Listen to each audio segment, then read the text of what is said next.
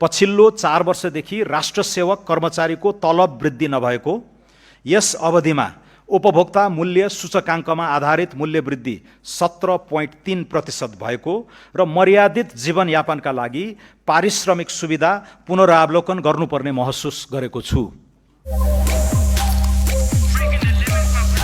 Extreme energy drink.